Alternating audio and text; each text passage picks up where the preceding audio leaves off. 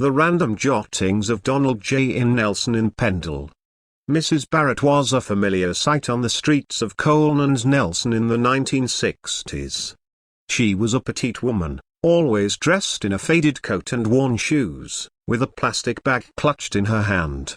Her name was known to many as the Colne and Nelson Bag Lady, and she was the subject of much gossip and speculation. Despite her unkempt appearance, Mrs. Barrett was actually a very intelligent woman.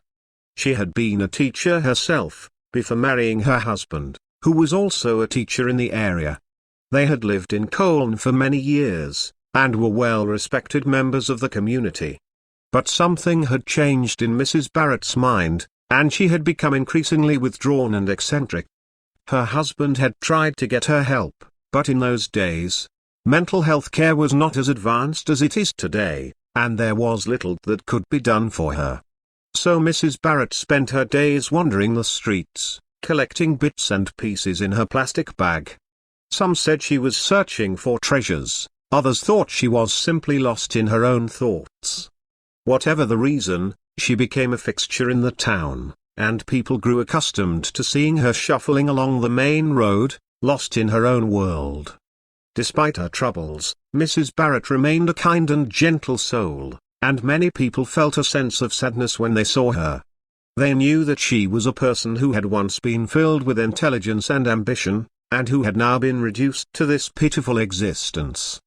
Mrs. Barrett's husband continued to care for her, even as her mind deteriorated further. He would check on her each day, making sure she had eaten and was warm enough. But eventually, he too passed away, leaving her alone in the world. The Colne and Nelson Bag Lady continued to wander the streets for many more years, until one day she simply disappeared. Some said that she had finally found peace, others that she had been taken in by a sympathetic family. But whatever the truth, Mrs. Barrett's memory lived on, a reminder of the fragility of the human mind, and the importance of compassion and understanding. By Donald J.